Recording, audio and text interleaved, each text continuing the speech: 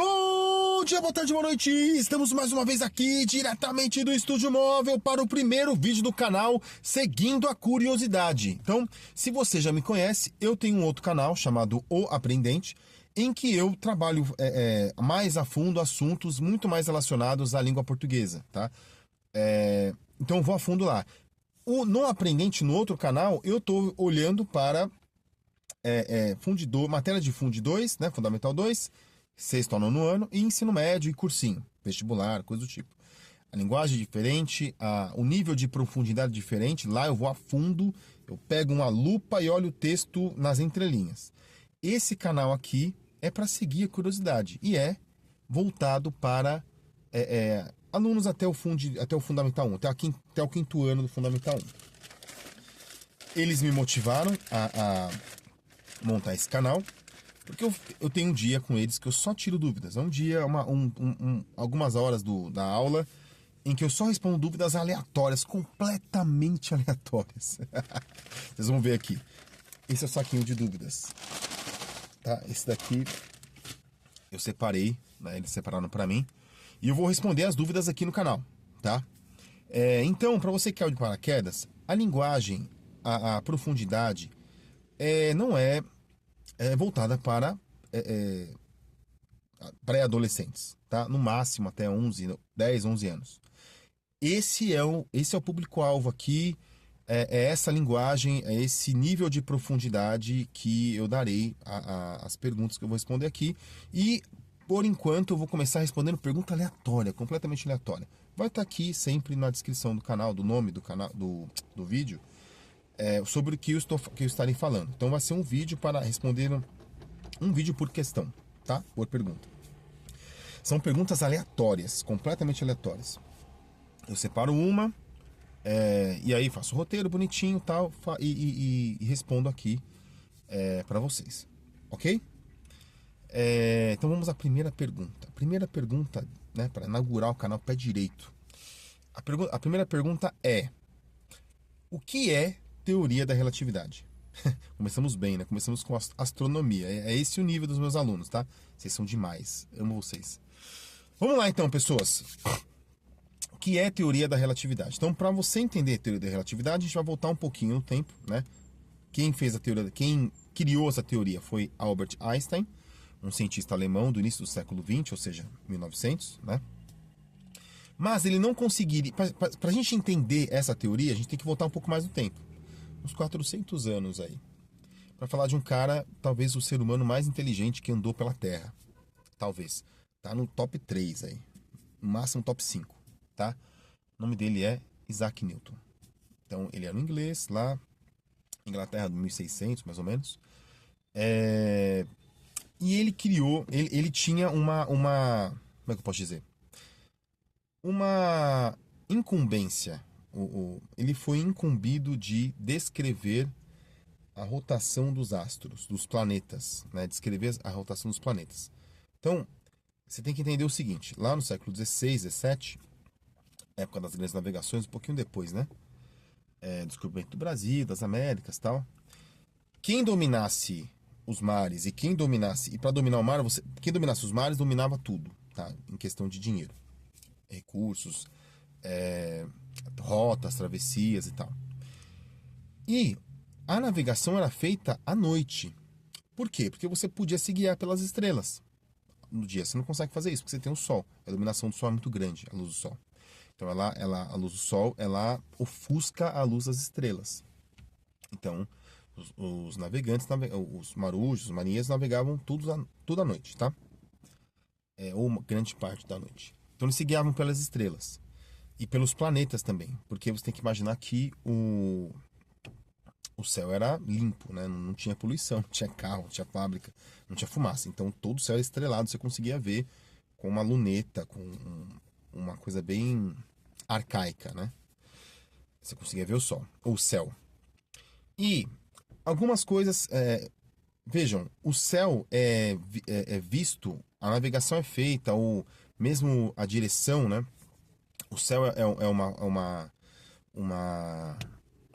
fonte de direção, como se fosse uma bússola, como se fosse um GPS da antiguidade. Há muitos anos, tá? Pode colocar aí 6.000 anos para trás, aí fácil. Tanto é que a astrologia, né, esse negócio dos signos, é feito justamente analisando o céu, tá? Ah, você nasceu no ascendente, estrela, planeta, enfim. Na verdade é planeta, né? Enfim, não vem ao caso aqui. Só para você entender. A humanidade olha para o céu e se guia desde a pré-história, tá bom? Tá. Só que algumas órbitas, elas não eram bem descritas. Ou você não conseguia mapear o céu de maneira muito precisa, porque não tinha uma ferramenta matemática para isso. Então, a coroa inglesa encomendou, o rei inglês encomendou para o Newton, para ele falar assim, olha, você é um grande matemático, você é aí muito inteligente e tal, ele já era muito conhecido pela matemática, você consegue, não sei, não foi nem se foi a coroa, na verdade foi um nobre inglês, você conseguiria descrever as órbitas de todos os planetas? E o Newton falou, tá bom, deixa comigo, eu vou fazer. O cara criou uma matemática nova só para isso, que é o cálculo. O cálculo é estudado até hoje, cálculo é a matéria, tá? Nas faculdades de engenharia, por exemplo. Um engenheiro estuda cálculo, 1, 2, 3, 4. Tá? O cálculo é justamente a matéria, a disciplina, a parte da matemática que Newton criou para descrever a órbita dos planetas. Só que e a gravidade também, tá? A gravidade também. Lembra do negócio da maçã? Reza a lenda que ele tava lá, o cara tava descansando embaixo de uma árvore, uma macieira, aí a maçã caiu na testa dele e ele teve um estalo. Nossa, essa é a gravidade. Por quê? Para Newton, a gravidade era uma força que atraía os materiais menores para a Terra. Então a Terra é gigantesca, e aí ela tem muita massa, tá? Muita matéria, e ela atrai as matérias menores. Então por isso que você não sai voando por aí, flutuando, o carro não sai flutuando, todas as casas, tudo está preso à Terra. Por quê? Porque para Newton, guarda isso, para Newton, existia uma força que atraía os materiais para a Terra, beleza? Para o centro da Terra, inclusive. Então eles estão sempre caindo para o centro da Terra. A Terra é redonda, hein? Por favor. Bom, tô um pouco gripado, tá, pessoas?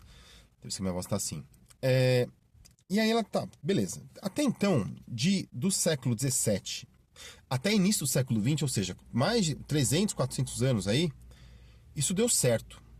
Tá? Todo mundo usava essa matemática, funciona muito bem, tanto é que é ensinado até hoje na engenharia. Só que um certo alemão lá, que é o Einstein, olhava assim, peraí, tá estranho esse negócio de força aí, cara, esse negócio de força é esquisito. Porque o Einstein, assim, ele era muito cético, né? Ele era um experimentalista, né? Ele já era um cientista. Vejam, ciência como nós conhecemos hoje, o empirismo é você colocar tudo em prática, tá? Não existia na época do Newton. Ou existia de uma outra maneira, vai. Não é que não existia. Existia, mas de uma outra maneira. Não era de uma maneira tão classificada, tão bonitinha como é hoje, como a ciência funciona hoje, né? Um faz aqui, outro testa lá, no mundo inteiro. Isso não acontecia. Até porque o mundo inteiro não se conversava. Você não tinha meio de comunicação, você não tinha internet, por exemplo. Então, fazer experimentos era muito limitado, tá? Já na época do Einstein, não. A ciência já estava mais estabelecida, as pessoas se conversavam, não tinha internet, mas tinha telefone, tinha carta, enfim, então as pessoas se conversavam, né? Mas ao redor do mundo. A ciência, como nós conhecemos, já existia, ela foi criada no século XIX, na 1800. Tá. Isso sempre intrigou muito Einstein, sempre incomodou muito Einstein, porque quando você tem uma órbita, a órbita de Mercúrio, ela, pela matemática newtoniana, se você tentar prever onde Mercúrio vai estar no céu, você consegue observar, né? Nunca dava certo, sempre tinha um desvio. E aí, sempre se pensou que existia um outro planeta ali, que nós não conseguíamos ver. E por isso que esse planeta atrapalhava a órbita de Mercúrio. Lembra? Pensa que a órbita é o seguinte, ó. Você tem o Sol aqui, E aí as coisas estão girando ao redor do Sol. A Terra, todos os planetas do Sistema Solar, né? Inclusive Mercúrio. Mercúrio era o principal. E aí, se essa força, se o Sol tá atraindo Mercúrio, a órbita tinha que ser uma órbita regular, tá? A outra coisa, para Newton, existia uma outra força que não deixava que o Mercúrio fosse atraído para o Sol, né? Os planetas não fossem atraídos para o Sol porque eles estavam muito distantes, tá? Então a força do Sol, da massa do Sol, que é muito grande, ela atrai os planetas, mas ela não consegue atrair tanto a ponto de bater no Sol. Porque os planetas são muito pesados, a força está aqui, ela existe, mas ela está em equilíbrio, tá? Isso não era muito bem descrito, segundo Einstein, ele via problemas nisso. E a órbita de Mercúrio era a principal. Ela sempre tinha um desvio. Então ela devia. Imagina aqui, ó. Vamos pegar aqui, ó. Então, sei lá. Semana que vem Mercúrio deveria estar aqui, mas ele está aqui. Ué, mas por quê? Por que tem esse desvio? E por que só Mercúrio? Por que os outros planetas não têm esse desvio? Isso foi uma questão matemática que perdurou 3 séculos. Tá? Todo mundo que estudava as órbitas, era muita gente, que está nascendo a astronomia, e pensava assim, não, tem uma coisa errada aí, pode ser que tenha outro planeta, e esse outro planeta, como ele também tem massa, ele atrapalha a órbita de Mercúrio, não faz sentido? Esse outro planeta eu não consigo ver, mas ele está aqui, rodando perto de Mercúrio. O Sol está aqui no meio, Mercúrio está aqui. Mercúrio é o planeta mais próximo do Sol, tá, pessoas? Então ele está aqui, tá? Beleza. Aí você pensa assim, ó, tá bom. Vamos deixar, vamos deixar isso quieto, vai? A gente consegue fazer o desvio padrão lá, é sempre um desvio, era o mesmo, era um desvio constante. A matemática dizia que ele deveria estar aqui, mas ele estava aqui. Se você usasse a formulinha que eles criaram, você ia conseguir saber corrigir a órbita de Mercúrio. Só que para Einstein isso não era o suficiente. Não era o suficiente. Para Einstein, vou pegar um papel aqui para mostrar para vocês, tá? Para Einstein, a gravidade era o seguinte. O papel do Burger King. Tô fazendo comercial não, hein? Mas se quiser fazer, eu faço. Imagina que isso aqui é um papel, tá? Reto. Tá amassadinho aqui, mas tá reto. Mas imagina que tá reto aí. Use sua imaginação. Para Einstein, a gravidade era a Terra... Bom, vamos pegar o Sol. O Sol é muito pesado, muito massivo. Então, esse espaço que está aqui, ele deforma o espaço. Por quê? Porque ele é muito pesado. Então, pensa um lençol. Você tem um lençol aqui, tá retinho.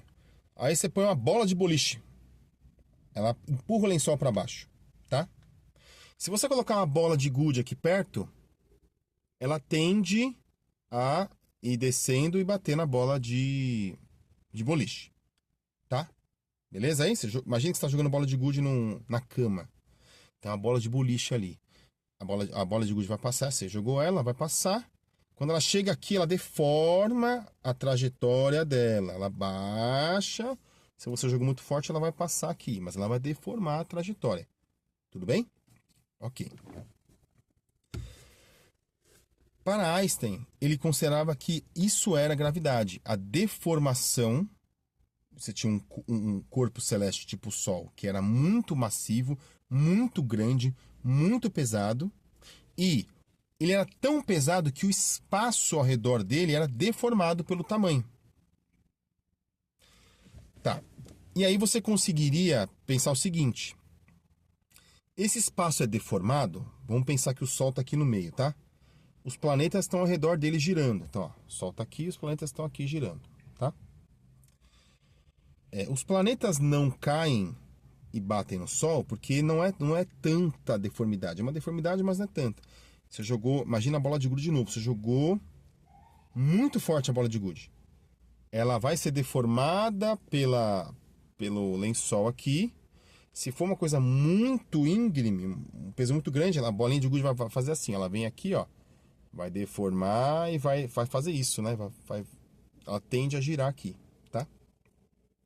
Para Einstein é isso. Ou seja, a gravidade nada mais é do que uma consequência do tamanho e da massa do corpo celeste, no caso o Sol, e ele deforma o espaço ao redor dele, e esse espaço que está deformado ao redor dele faz com que os outros planetas, que seriam bolinhas de gude menores, fiquem girando ao redor dele. Tá? Isso é a teoria da relatividade. Só que o Sol é tão... ele deforma tanto o espaço pela massa dele, que ele não deforma só... Ele não tem uma gravidade só para... a gravidade não faz só com que os planetas rodem ao redor dele. A luz também.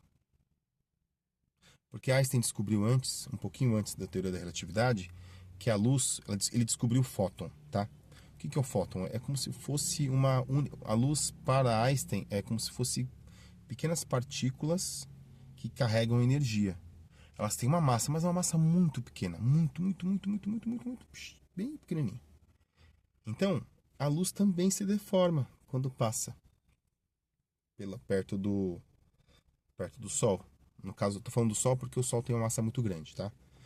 A luz também se deforma, porque a luz nada mais é do que vários corpos muito pequenininhos andando na maior velocidade possível que nós conhecemos, que é a velocidade da luz.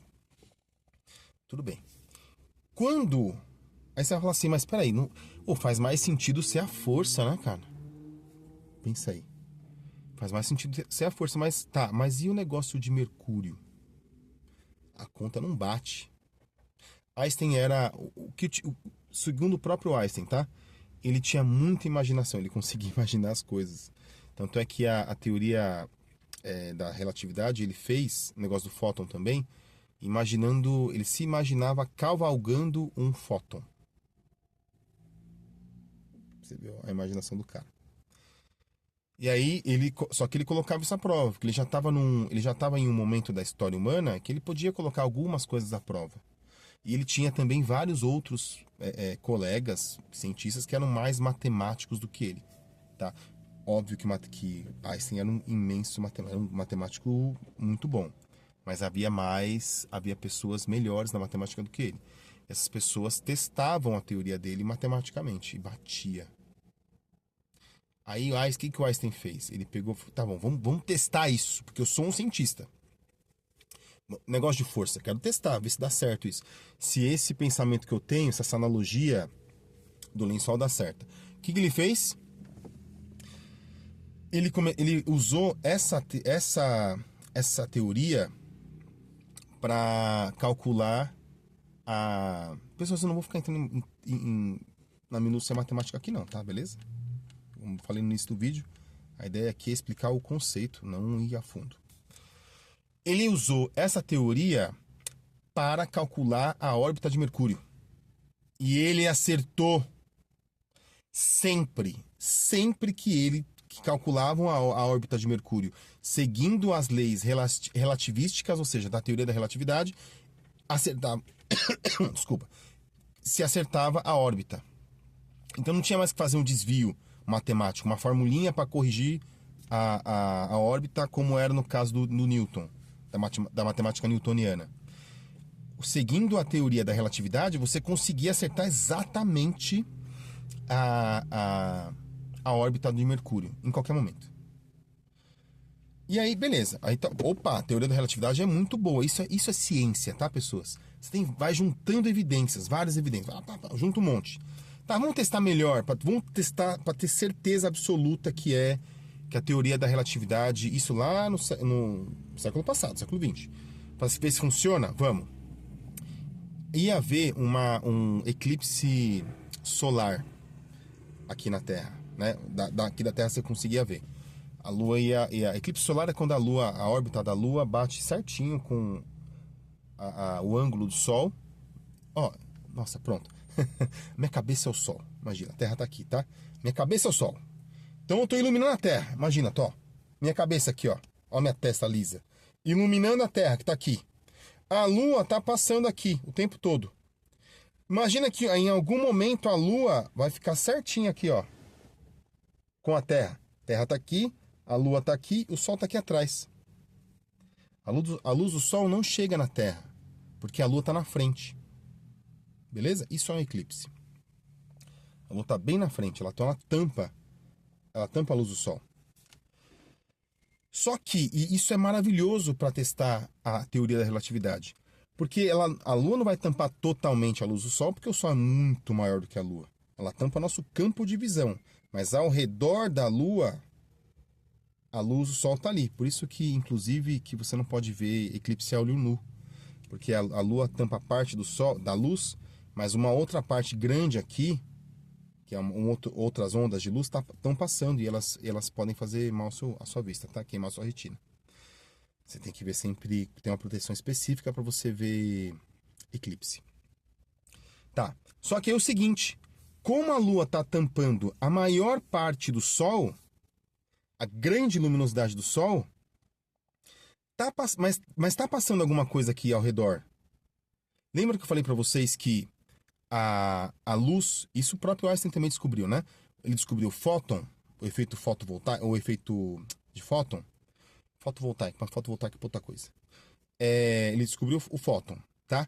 Então, o fóton é um corpo. Ele tem massa. Se ele tem massa, a trajetória desse fóton, também é deformada pela luz pelo Sol. Por quê? Porque o Sol é muito massivo, ele tem muita massa. Beleza? Então, imagina lá a bola de gude de novo, ó. Lençol, fóton, o Sol tá aqui no meio, tá deformando o lençol. A bolinha de gude vem, passa, você jogou muito forte, tá? Bolinha de gude vem, passa aqui, ó, deforma e vai embora. Continua a trajetória dela. Quando você tem um eclipse, você consegue medir essa deformidade que a bola de gude, que o fóton sofre pela ação do Sol. Você consegue medir. E se você tira uma foto com a câmera certa, você consegue medir a deformidade da luz pelo Sol, pela gravidade do Sol. E ia ter um eclipse. Olha só que loucura, né? Olha que coisa aleatória.